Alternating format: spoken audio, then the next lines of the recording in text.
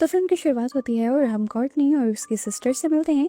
ये दोनों ही आपस में बहुत ज़्यादा प्यार करती हैं और इस टाइम भी ये दोनों एक दूसरे की कंपनी एंजॉय कर रहे थे। कॉर्टनी इस टाइम ड्राइव कर रही थी और ड्राइव करते हुए उसका ध्यान अपने फ़ोन में, जिसकी वजह से उसका बहुत ही बुरा एक्सीडेंट हो जाता है और कार ब्रिज को तोड़ते हुए नीचे दरिया में गिर जाती है। इस सब के बाद यहाँ क्या होता है नहीं दिखाया जाता और सीन कट होकर 9 साल बाद का सीन दिखाया जाता है। कॉर्टनी को हम एक हॉस्पिटल में देखते हैं। वो अब एक डॉक्टर बन चुकी है, साथ ही साथ वो आफ्टर लाइफ के ऊपर रिसर्च भी कर रही है, क्योंकि उसे जानना है कि जब इंसान मर जाता है तो उसके साथ इस रिसर्च की वजह से कॉर्टनी का ध्यान अपनी पढ़ाई पर भी नहीं था और हम देखते हैं कि इस वजह से उसे प्रोफेसर से डांट भी पड़ती है, क्योंकि वो सही डायग्नोसिस की मेडिसिन डॉक्टर को नहीं बता पा रही थी। उसका प्रोफेसर की बातों पे बिल्कुल ध्यान नहीं था, उसके दिमाग में कोई अलग ही प्लान चल रहा था। क्लास के बाद वो अपने क्लास फेलो जिमी के पास जाती है और उससे पूछती है क्या तुम्हें कोई एडवेंचर करना है। जिमी भी हाँ बोल देता है और कॉर्टनी उसे एक एड्रेस देकर चली जाती है और कहती है कि रात को यहाँ पर आ जाना। अब जो टाइम उसने जिमी को दिया था, ठीक उसी टाइम पे कॉर्टनी अपनी फ्रेंड सोफिया के साथ इसी हॉस्पिटल के बेसमेंट में आ जाती है।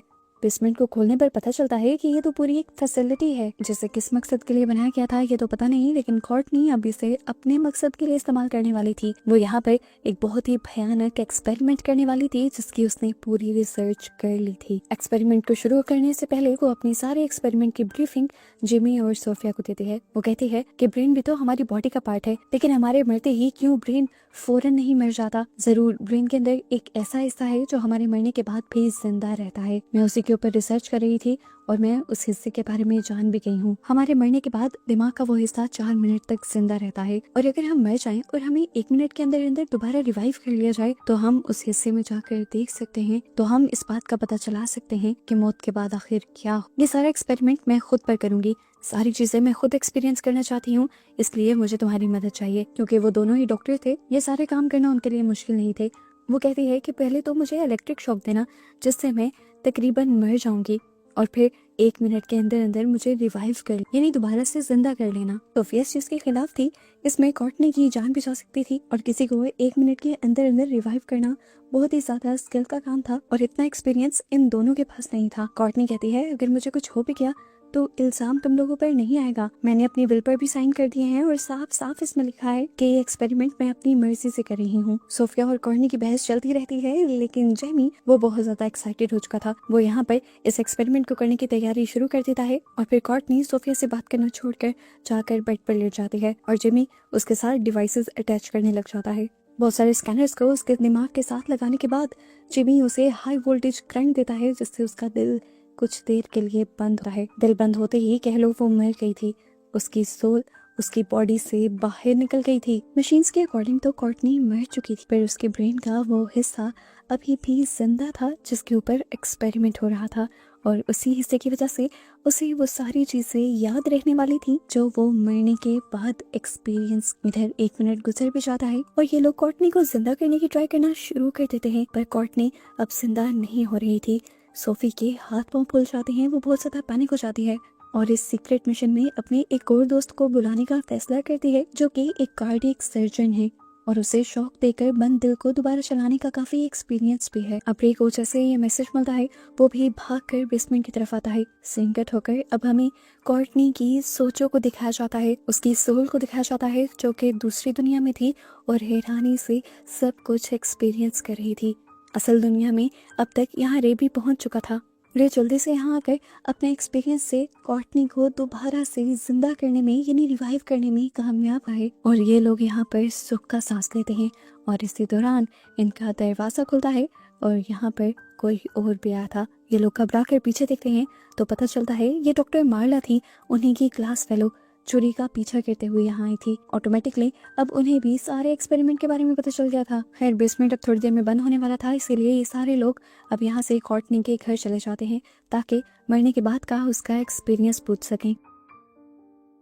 जिस टाइम कॉर्टनी मरी हुई थी उस टाइम कॉर्टनी के साथ जो स्कैनर्स अटैच थे उसकी वीडियोस इन्होंने सेव की हुई थी। उन वीडियोस में ये लोग साफ देख सकते थे कि मरने के बाद भी कॉर्टनी के दिमाग के कुछ हिस्सों में ऐसे जैसे बिजली कड़कने के जैसा कुछ हो रहा था, हालांकि दिमाग के बाकी हिस्से बंद थे। इनका एक्सपेरिमेंट कामयाब हो रहा था कि लोग बहुत ज्यादा खुश थे। वो यहाँ पर सब लोगों को तो ये चीजें नहीं बताती कि मरने के बाद उसने क्या क्या देखा, लेकिन इस टाइम वो काफी सेटिस्फाइड थी क्योंकि उसका पर्सनल एक्सपेरिमेंट कामयाब हुआ था। खैर अगले दिन हमें इन सबको क्लास में दिखाया जाता है और हमेशा की तरह प्रोफेसर आज भी इनसे मुश्किल मुश्किल सवाल जवाब करने लग जाते हैं, जिनका हमेशा से कोई भी जवाब नहीं दे पाता। लेकिन आज पता नहीं कॉर्टनी के पास इतना सारा नॉलेज कहाँ से आ गया था। एक के बाद एक करके वो प्रोफेसर को कई जवाब ठीक से दे देती है और सारे लोग शॉक होकर उसे देखते रह जाते हैं। अब प्रोफेसर उसका नॉलेज चेक करने के लिए आउट ऑफ सिलेबस भी बहुत सारे सवाल कर देते हैं और वो उन सबके भी जवाब दे देती है और ये लोग शॉक होकर उसे देखते ही रह जाते हैं। ये लोग भी सोच में पड़ जाते हैं कि रात वाले एक्सपेरिमेंट का तो ये ऐसे नहीं, आखिर रात रात में ऐसा क्या हो गया कि उसे इतनी सारी चीजें याद रहने लगी। खैर ये लोग आपस में इस बारे में कोई बात नहीं करते और शाम में ये सब लोग एक क्लब में जाते हैं जहाँ कॉर्टनी बहुत अच्छा पियानो प्ले करती है। हालांकि उसने पिछले कई सालों से पियानो प्ले नहीं किया था। पियानो की टून्स को इस तरह बजाना बहुत सारे एक्सपीरियंस के बाद होता है। यहाँ कुछ तो मैजिकल था जिससे सब लोग एक्सपीरियंस करते हैं। रात को अब जब कॉर्टनी अकेली घर में होती है तो उसे वॉशरूम में से अजीब आवाजें सुनाई देती हैं। वो वॉशरूम में जब चेक करने के लिए जाती है तो उसे बाथटब में कोई डूबता हुआ नजर आता है। जो भी वहाँ पे था वो अचानक कॉर्टनी की तरफ बढ़ने लगा था। कॉर्टनी चिल्लाकर पीछे हो जाती है, यहाँ तक कि गिर भी जाती है। ये सब कुछ बहुत डरावना था। कॉर्टनी हिम्मत करती है और उठकर दोबारा बाथटब में देखने की कोशिश करती है कि आखिर वहाँ था कौन, लेकिन इस टाइम वहाँ उसे कोई भी नजर नहीं आता। इसीलिए वो पहले वाली सारी चीज को अपना वहम समझकर यहाँ से चली जाती है। फिर उसके बाद कॉर्टनी नाइट ड्यूटी के लिए दोबारा से हॉस्पिटल आ जाती है और यहाँ पर उसके सारे कलीग्स और दोस्त भी थे। यहाँ आकर उसे पता चलता है कि आज जिमी भी उसकी वाला एक्सपेरिमेंट करने के लिए तैयार हो रहा है, क्योंकि अब उसे भी जाना है कि मरने के बाद इंसान क्या एक्सपीरियंस करता है और उसमें ऐसा क्या बदल जाता है कि वो मैजिकली हर इम्पॉसिबल काम भी करने लग जाता है। कॉर्टनी भी उसे नहीं रोकती और ये सब लोग तैयार हो जाते हैं उस एक्सपेरिमेंट के लिए। कॉर्टनी की तरह ही पहले ये लोग जिमी को मार देते हैं। 2 मिनट तक उसकी सोल उसकी बॉडी से बाहर रहती है, लेकिन कॉर्टनी की सोल की तरह वो हवा में नहीं उड़ती, बल्कि उसकी सोल उसे कुछ यादों में ले जाती है जहाँ वो एक लड़की के साथ था। वो बाइक पर उस लड़की को लेकर घूम रहा था, पर अचानक वो लड़की पीछे से गायब हो गई। इससे पहले वो कुछ और भी एक्सपीरियंस कर पाता, रे अपनी स्किल्स से उसे रिवाइव कर लेता है, यानी दोबारा जिंदा कर लेता है। और ये लोग इस मर्तबा इस एक्सपेरिमेंट को करने के बाद बहुत ही ज्यादा एक्साइटेड हो जाते हैं और पार्टी भी करते हैं।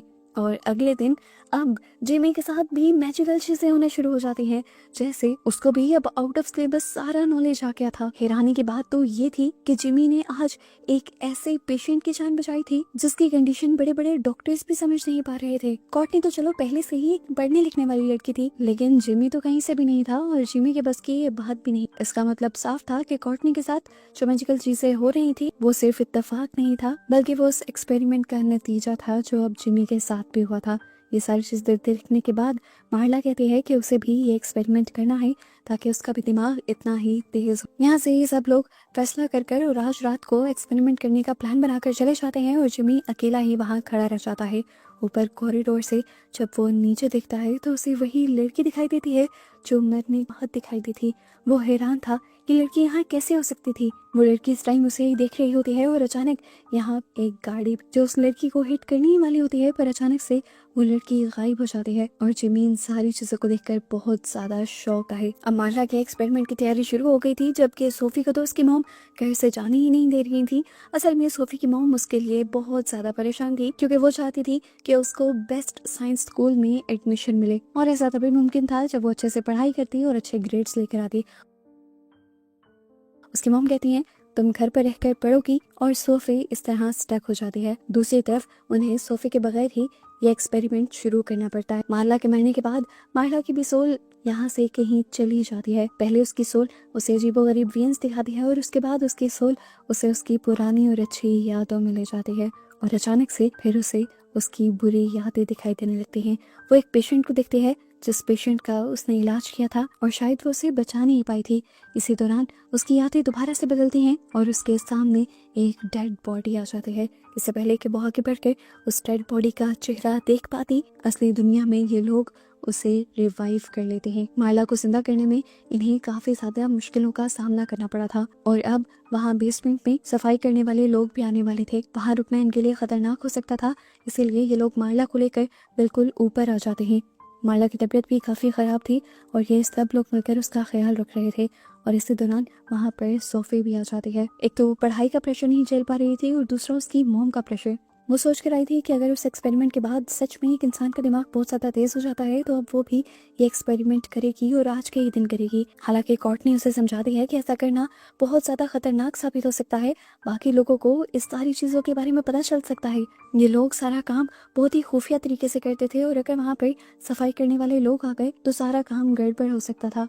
उनके आने में सिर्फ 20 ही मिनट थे। सोफी कहती है 20 मिनट बहुत ज़्यादा होते हैं, हमारे एक्सपेरिमेंट में हमेशा 10 मिनट से कम टाइम लगता है और मैंने फैसला कर लिया है कि वो एक्सपेरिमेंट आज ही होगा। सोफी की जिद पर ये लोग अब सोफी के ऊपर एक्सपेरिमेंट करने की तैयारी करने लग जाते हैं और उसे इलेक्ट्रिक शॉक देकर एक मर्तबा मार देते हैं। उसकी सोल ट्रेवल कर कर उसकी पुरानी यादों में चली जाती है। उसे याद पड़ता है कि हमेशा से उसकी मॉम ने उसके ऊपर पढ़ाई का बहुत प्रेशर डाला था और वो बहुत ज्यादा पढ़ती भी थी। एक ऑर्डिनरी स्टूडेंट होने के बावजूद बहुत ज्यादा मेहनत करने के बाद वो अच्छे स्कोर्स पाती थी, लेकिन फिर उसके कॉलेज में एक अच्छी और ज़हीन लड़की आ गई जो उससे कम मेहनत कर कर उससे ज्यादा मार्क्स लाने लगी। सोफी को हमेशा उससे जलन होती थी, इसीलिए सोफी ने अपनी फ्रेंड के साथ मिलकर उसकी ईमेल्स को हैक किया और उसकी कुछ अजीबोगरीब पिक्चर्स को पूरे कॉलेज में वायरल कर दिया, जिसकी वजह से उस लड़की की जिंदगी लगभग तबाह ही हो गई थी। सोफी इस टाइम अपनी पुरानी यादों को देखकर बहुत ज्यादा अफसोस कर रही थी, जबकि असली दुनिया में हमें दिखाया जा रहा था कि सोफी को मरे हुए 2 मिनट हो चुके थे और ये लोग उसे रिवाइव करने की कोशिश कर रहे थे, पर वो दोबारा जिंदा होने का नाम ले ही नहीं रही थी। और इसी दौरान इन्हें यहाँ पर लिफ्ट की भी आवाज़ आने लगी थी। जिमी जाकर चेक करता है, वहाँ पर इस टाइम स्वीपर्स ही आए थे। शुक्र था कि कोई बड़ा डॉक्टर नहीं आया था और इनका पोल नहीं खुलने वाला। इससे पहले कि वो स्वीपर्स यहाँ पर आ जाते, रे बहुत ज्यादा मेहनत करता है और किसी तरह सोफी को एक और मर्तबा रिवाइव करने में कामयाब हो जाता है और उसके बाद जल्दी से उसके ऊपर से डिवाइसेस उतारता है और ये लोग उसे लेकर यहाँ से भाग जाते हैं। अब रे एक एक करके सब लोगों को उनके घर पर ड्रॉप करता है और सबसे एंड पर मार्ला को ड्रॉप, और मार्ला इस टाइम उसे अपने घर पर रोक लेती है। वो उसे कुछ बताना चाहती थी, रे उसकी बात को सुनने के लिए उसके घर पर रुक जाता है और यहाँ पर मार्ला उसे घबराई हुई फील होती है। वो मार्ला को रिलैक्स करता है और मार्ला बताती है कि आज से 3 महीने पहले हॉस्पिटल में एक पेशेंट आया था। वो बताती है कि उसकी हालत बहुत ज़्यादा ख़राब थी, लेकिन इतनी भी नहीं कि वो मर, सही दवाई देने पर वो ठीक हो सकता था, लेकिन मैंने उसे गलत दवाई दी थी और मेरी वजह से वो मर गया। मेरा करियर उस टाइम दाव पर लग गया था। मैं एक इंटर्नी थी, अगर सबको पता चलता कि मैंने उसे गलत मेडिसिन दी है तो मेरा लाइसेंस भी कैंसिल हो सकता था, इसीलिए मैंने रिपोर्ट्स बदल दी। वो उस आदमी की मौत का जिम्मेदार अपने आप को मान रही थी, लेकिन यहाँ पर रे उसे रिलैक्स करता है और कहता है उसकी जिंदगी उतनी ही थी, इसीलिए वो मर गया और तुमने कौन सा वो सब जानबूझकर किया, तुम रिलैक्स रहो। यहाँ रे उसे रिलैक्स करने लग जाता है, जबकि सीन कट होकर हमें कोर्टनी को दिखाया जाता है। वो भी उसी तरह बेचैन थी जिस तरह इस टाइम मार्ला बेचैन थी। उसे इस टाइम वो सारी यादें आ रही थी जब उसका और उसकी बहन का एक्सीडेंट हुआ था, यानी वही यादें जहाँ से मूवी स्टार्ट हुई थी। उस दिन कोर्टनी की वजह से ही वो एक्सीडेंट हुआ था। कार फिर पानी में गिर गई थी। कोर्टनी तो वक्त रहते ही कार से बाहर निकल आई थी, लेकिन उसने अपनी बहन को नहीं बचाया था और उसकी बहन उस कार के साथ ही पानी के अंदर डूब गई थी, जिसकी वजह से उसकी मौत हो गई। कोर्टनी को आज तक इस बात का पछतावा था कि वो अकेली क्यों कार से निकल आई, वो क्यों अपनी बहन को साथ लेकर नहीं निकली। इससे भी ज्यादा परेशान कर देने वाली बात ये थी, एक तो कोर्टनी अपने गिल्ट को लेकर बहुत ज्यादा परेशान और डिस्टर्ब थी, और उससे ज्यादा डिस्टर्ब कर देने वाली बात ये थी कि अब उसे अपनी बनी हुई बहन नजर आने लगी थी। इसी दौरान दूसरी तरफ हमें जिमी को दिखाया जाता है जो कि बोट में रहता है। बोट में पहले उसे किसी की रोने की आवाज आती है। वो पीछे मुड़कर देखता है तो उसके बेड पर वही लड़की रो रही थी जिसे उसने आफ्टर वर्ल्ड में देखा था। वो जब उसके पास जाने की कोशिश करता है तो अचानक से वो लड़की गायब हो जाती है और हमें उसी लड़की का भूत उसके पीछे दिखाई देता है, जिसे उसने महसूस तो किया लेकिन वो देख नहीं पाया और वो भूत दोबारा से गायब हो गया। वो इन सारी चीजों से अब डर चुका था और थक भी चुका था। इसी दौरान उसे कोर्टनी की कॉल आती है और वो उसे बताती है कि एक चीज जो मैंने तुम लोगों को नहीं बताई, काफी टाइम से छुपाई हुई है, वो ये कि जब से वो एक्सपेरिमेंट हुआ है उसके बाद से मुझे मेरी मरी हुई बहन नजर आने लगी है और इस वजह से मुझे बहुत ज्यादा डर भी लगने लगा है। इस टाइम जिमी उसे सहारा देता है और कहता है वेट करो, मैं तुम्हारे ही घर आ रहा हूँ। कोर्टनी घबराई हुई अब घर पहुंचती है और जल्दी से अपने दोस्तों के लिए एक वीडियो बनाती है। वो सबको बता देती है कि किस तरह एक्सपेरिमेंट के बाद से उसके सारे गिल्ट उसका पीछा कर रहे थे। उसकी बहन जिसको मारने में उसकी गलती थी, अब उसकी सोल उसे इस दुनिया में दिख रही थी और उसे बहुत ज्यादा तंग भी कर रही थी। ये सारी बातें कहते हुए वो बहुत ज्यादा रो रही थी और इसी दौरान उसे किसी के चलने की आवाज सुनाई देती है। वो जब अपने रूम में जाती है तो वहां जाकर दिखती है कि उसकी बहन अपनी ड्राइंग जला रही थी जिसमें उसने अपने आप को और कोर्टनी को बनाया हुआ था। इस टाइम वो बहुत ज़्यादा गुस्से में नजर आ रही थी। वो कोर्टनी से कहती है, आपको मुझे पहचानना चाहिए था, पर आपने मुझे मार दिया और अब मैं आपको मार दूंगी। ये कहते हुए वो कोर्टनी के करीब बढ़ने लगती है और फिर उसे बैक साइड टेरेस पर ले जाकर रेलिंग से धक्का दे देती है। जिमी, जो अभी अभी यहाँ आया था कोर्टनी के कॉल करने पर, वो कोर्टनी की बॉडी को अपनी आंखों से ऊपर से नीचे गिरता हुआ देखता है और यहाँ पर कोर्टनी की मौत हो जाती है। जिमी, जो इस टाइम घर के फ्रंट की तरफ खड़ा था, वो बहुत ज्यादा नॉक करता है। काफी मर्तबा कोर्टनी को कॉल भी करता है, लेकिन जब कोर्टनी उसकी कॉल रिसीव नहीं करती तो उसे लगता है कि कोर्टनी अकेला रहना चाहती है, इसीलिए वो यहाँ से चला जाता है। और अगले दिन इन्हें अपने प्रोफेसर के जरिए पता चलता है कि कोर्टनी मर चुकी है। किसी ने उसे ऊपर से धक्का दिया था, या ये भी हो सकता है कि उसने सुसाइड की हो। ये बात सुनकर उनके सभी दोस्त और साथी बहुत ज्यादा उदास हो जाते हैं और परेशान भी। सबको समझ आ रहा था कि ये सब उस एक्सपेरिमेंट की वजह से हुआ है और अगर कोर्टनी मर गई है तो ये भी मर सकते हैं, और ये लोग अब इस चीज से बचना चाहते थे और सब कुछ ठीक करना चाहते थे। अभी ये लोग जितनी बातें कर रहे थे ये सिर्फ इनका ख्याल था। ये भी तो हो सकता था कि सच में उसे किसी ने मारा हो। उसके साथ क्या हुआ था ये जानने के लिए अब जिमी मार्ला से कहता है कि तुम उस रूम में जाओ जहाँ पर पोस्टमार्टम होता है, वहाँ पर कोर्टनी का फोन होगा, उसके जरिए हमें कुछ ना कुछ क्लू मिल ही जाएगा। मार्ला जब उसकी बात मानते हुए वहाँ जाती है तो जल्द ही उसे कोर्टनी का फोन भी मिल जाता है। अब वो यहाँ आ ही चुकी थी तो एक आखिरी मर्तबा वो कोर्टनी को देखने का भी फैसला करती है। कोर्टनी की डेड बॉडी को देखकर वो बहुत ज्यादा रोती है और जब यहाँ से जाने ही वाली होती है तो अचानक यहाँ की पावर ऑफ हो जाती है। पीछे उसे उसकी आदमी की लाश दिखाई देती है जिसकी मौत उसकी गलत मेडिसिन की वजह से हुई थी। वो लाश उठकर उसे मारने ही वाली थी, पर अचानक से यहाँ लाइट आ गई और सब कुछ नॉर्मल हो गया। मार्ला को लगा कि ये सब उसका बस एक वहम ही होगा। इस टाइम हम जिमी को देखते हैं, जब शावर ले रहा था तो उसे अपने वॉशरूम के बाहर किसी का साया दिखाई देता है। वो डर कर जब बाहर आता है तो उसे पता चलता है ये उसी लड़की का साया था जिससे बचकर वो अब यहाँ से भागने की कोशिश करता है और पानी में जंप कर देता है। ज्यादा देर वो इतने ठंडे पानी में तैर नहीं पा रहा था, इसीलिए जब वो बोट में वापस आने की कोशिश करता है तो वो लड़की उसके हाथों पर कई मर्तबा स्टैब कर उसे वहीं पानी में गिरा देती है और उसके बाद खुद गायब हो जाती है। ये सब कुछ बहुत ज्यादा डरा देने वाला था, इसी वजह से ये सब लोग अब एक रेस्टोरेंट में मिलते हैं। इसके बाद ये सब लोग मिलकर कोर्टनी के फोन में वो वीडियो देखते हैं जिसमें उसने सब दोस्तों के लिए मैसेज छोड़ा हुआ था। वीडियो बनाते हुए ही उसकी बहन ने उसके ऊपर हमला किया था। वीडियो में साफ नजर आ रहा था कि इस टाइम कोई है जिससे बचकर कोर्टनी भाग रही थी और उसके बाद उसी चीज ने कोर्टनी को मार दिया।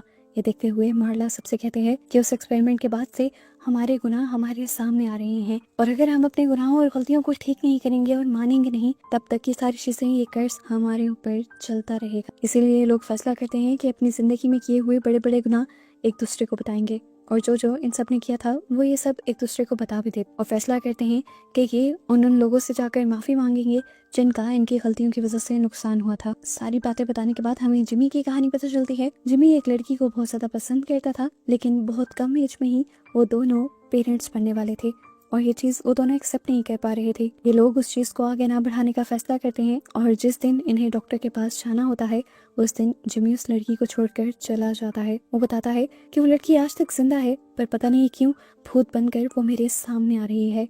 यहाँ पर ये सब उसे मशवरा देते हैं कि तुम्हें उससे जाकर माफी मांग लेनी चाहिए। सोफिया, जो इस टाइम हॉस्पिटल में ड्यूटी करने के लिए ऊपर की तरफ जा रही थी, अचानक से उसकी लिफ्ट अजीबोगरीब हरकतें करने लग जाती है और फिर एक ऐसे फ्लोर पर आकर रुक जाती है जो फ्लोर इस हॉस्पिटल में था ही नहीं।